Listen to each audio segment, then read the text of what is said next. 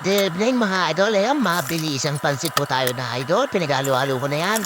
Siyempre, alam niyo na siguro yan. Ito po ang mabilis na lutuin na pansit.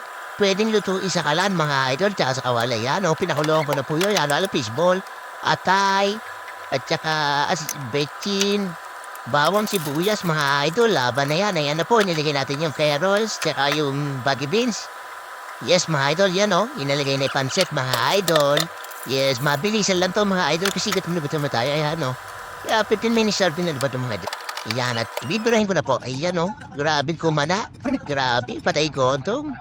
Oh, kita niyo yung pansit natin no? Para tunay. Yung pinatawag ng mga homemade. Pwedeng lutuin sa kalat at kawali mga idol.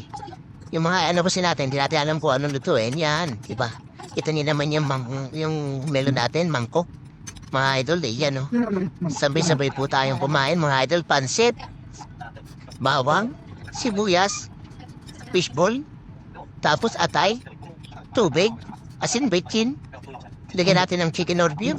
Ayan, laban na. Lagyan natin pansit. Diba? Ang bilis lang ng pansit, mga idol. Kung meron pa lang talagang ano sa pagluluto, napakabilis na niya. Tingnan niyo naman yung ating nihigop na melon, idol. Sariwang-sariwa, oh. Quality. Siyan, maraming salamat mga idol. Gayahin niyo pa yung luto ko, mabilis lang.